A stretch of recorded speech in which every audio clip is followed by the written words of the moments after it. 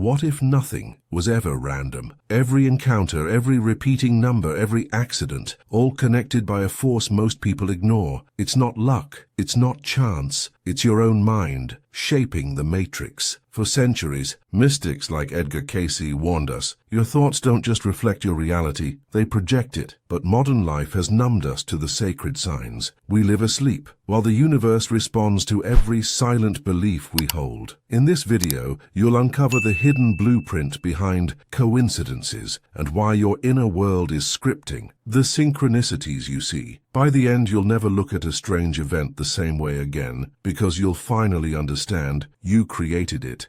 Have you ever paused, really paused, and wondered why certain moments seem too perfect to be accidents? You run into someone you haven't seen in years, in a city neither of you live in. You think of a song, and it starts playing. You have a strange feeling, and then the phone rings. We're taught to shrug these off. It's just coincidence, they say. But deep down, something doesn't feel random, and that's because it's not. According to Edgar Cayce, the sleeping prophet, every thought is a seed, and every seed creates a pattern. What appears as chaos is actually a mirror of our own consciousness. The universe is never off script. It's always speaking in symbols, signs, echoes. When you begin to awaken spiritually, you stop asking, is this real? And start realizing you're the one weaving it, because the patterns you notice aren't random events, they're reflections of what you're silently broadcasting. And the universe? It's just replying, in the only language it knows, synchronicity.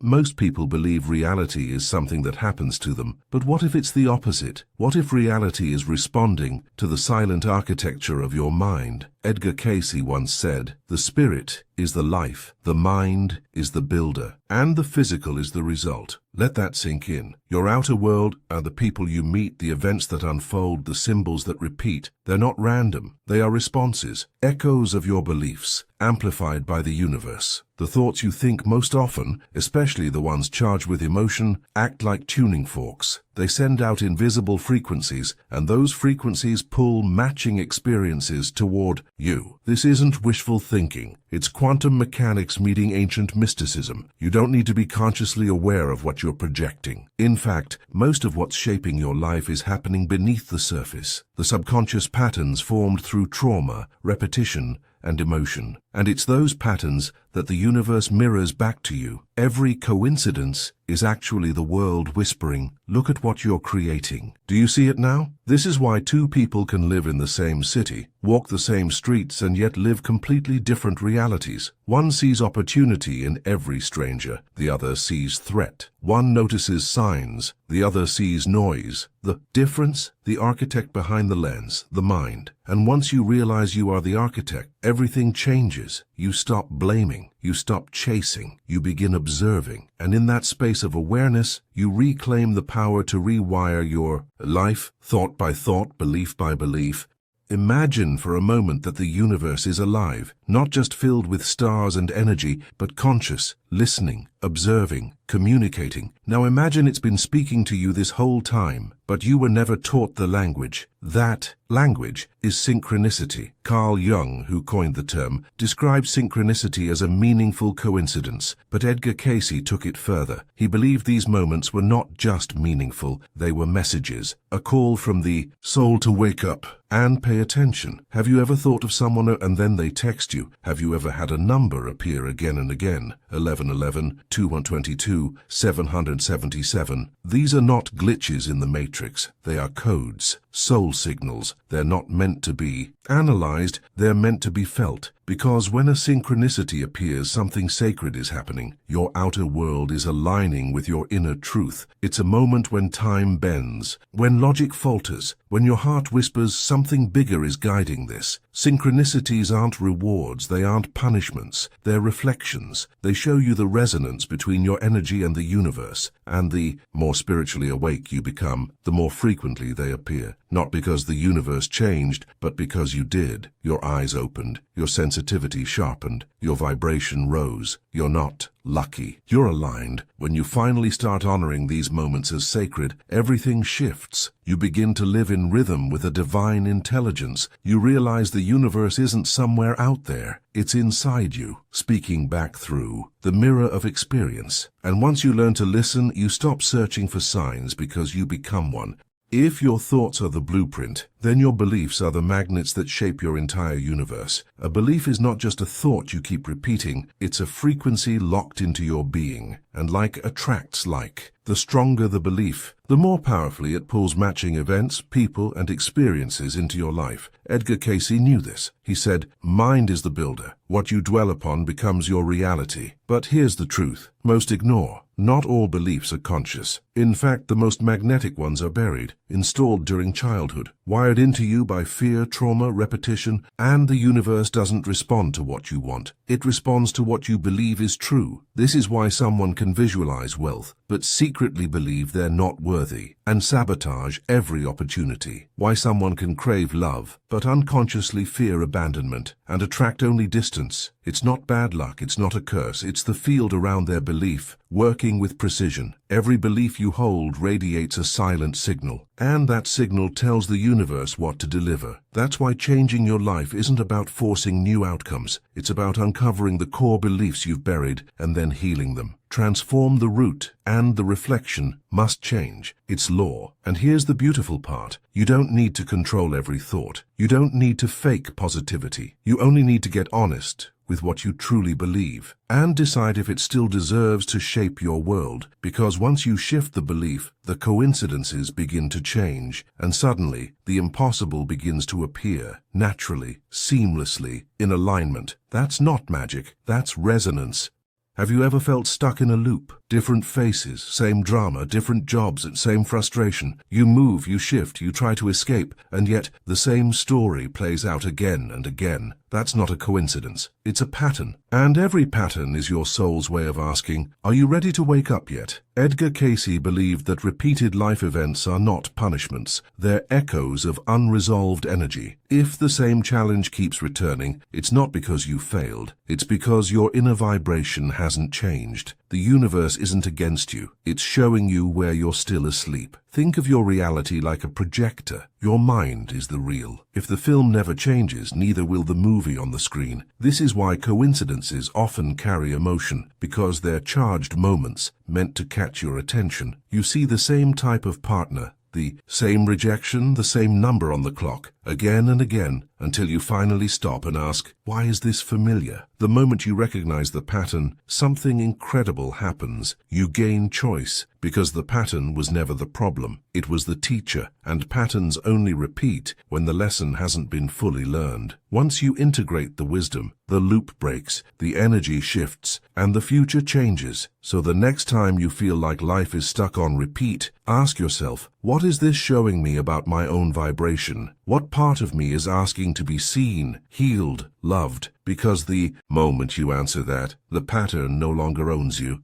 Who are you really? Beyond the memories, beyond the name. What if your life wasn't random at all, but carefully designed by your soul before you ever took your first breath? Edgar Cayce believed that every soul enters this world with a blueprint, a spiritual map, filled with lessons to learn, people to meet, energies to balance, and karma to resolve. And that blueprint? It's encoded in the fabric of your reality, revealed not through logic, but through patterns, synchronicities, and yes, what most dismiss as coincidence. He gave thousands of readings while in trance, often saying things like, the soul chooses its environment, its challenges, even its enemies, to bring about its own healing and growth. This means that even your struggles, and especially your struggles, are sacred. They were written into your life not to punish you, but to awaken you, to shake you from sleep and remind you, you are not just a body passing through time. You are a soul on a mission. When you begin to see life through this lens, everything shifts. The person who hurt you becomes the mirror. The job that broke you becomes the fire that forged your truth. The coincidence becomes the breadcrumb, leading you back to your purpose. Cayce taught that the soul is constantly guiding us, speaking not through words, but through symbols and subtle feelings. And the more in tune you become, the clearer The signs become, not because life got easier, but because you got aligned. And when you're aligned with your soul's blueprint, you stop feeling lost, because even the unknown becomes part of the path. You begin to trust the detours. You begin to see purpose in the pain. You realize nothing was wasted, nothing was random, because your soul was writing the whole time.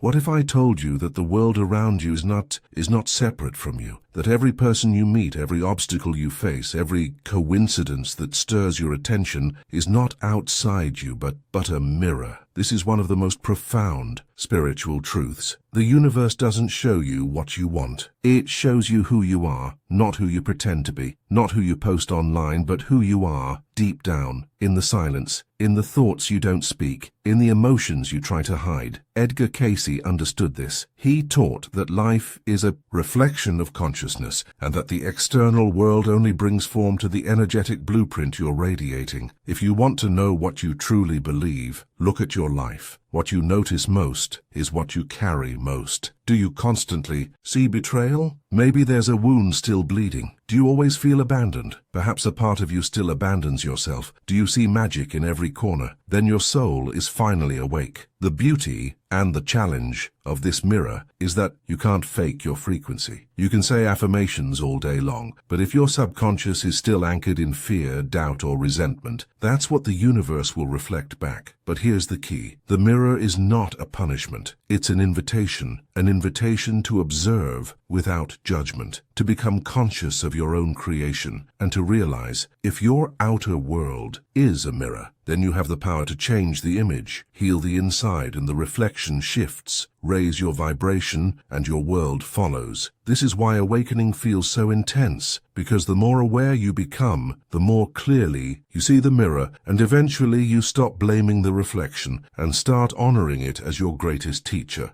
There comes a moment on every spiritual path where you look around and realize, I created this, not out of guilt, not to blame yourself, but with clarity, with power, because until you claim authorship, you're still living in someone else's story. Most people live in reaction. They blame their past, their parents, their government, their luck, but as long as you believe life is happening to you, you remain in chains. Not physical, but energetic. Edgar Cayce taught, you are not a victim of fate. You are a soul, learning through experience, guided by spirit and shaping reality through thought. And when you finally accept that, something cracks open. You begin to ask, what if I could rewrite the story? What if I could break the pattern? What if I could choose a new frequency and let the universe rearrange itself to meet me there? This is not about controlling everything. It's about aligning with your truth, because when your thoughts match your soul's intention, the universe becomes your ally. Synchronicities flood in, doors open, and what once felt impossible begins to unfold naturally. But it takes courage. Courage to face the shadows you've buried. Courage to feel the pain you've avoided. Courage to release the identities that kept you safe, but small. You are not broken. You are becoming. And every coincidence you've experienced, good or bad, was a breadcrumb, leading you here, to this moment, where you finally remember you are the creator, not the puppet. And once you reclaim that role, the old scripts dissolve, the patterns shift, and life becomes art in your hands.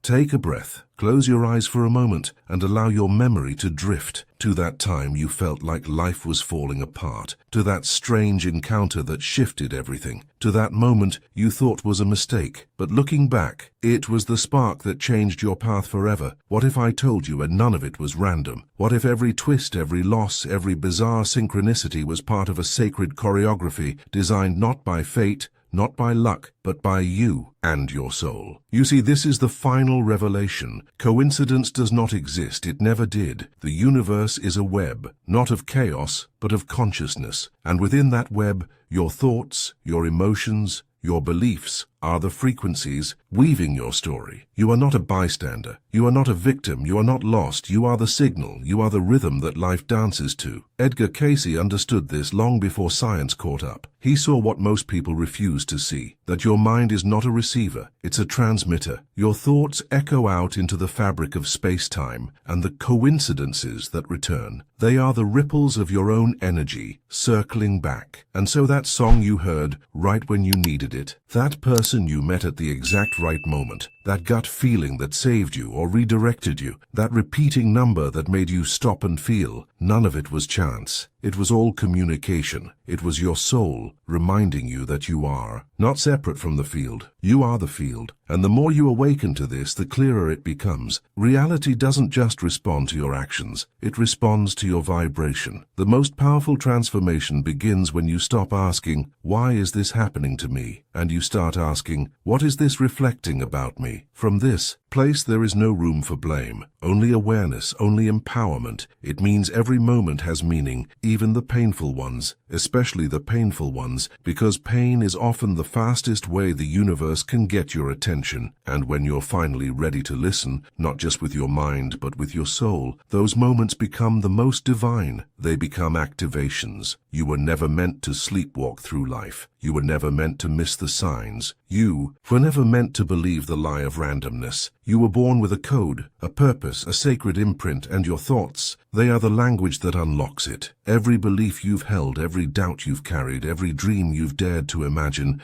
they've all played a role. Even your fears, even your mistakes, they've been shaping the path home to you. So now as you step forward from this video, you have a choice: go back to sleep or wake up fully. Start noticing the patterns. Start trusting your intuition. Start responding to the nudges, the whispers, the strange little signs that seem meaningless to others, but electric to you. Because the more you follow that trail, the more magical life becomes. Not because magic appeared, but because you stopped calling it coincidence. So the next time something strange happens, the clock repeats, the name echoes, the door opens right when you needed it. Smile, because now you know you created that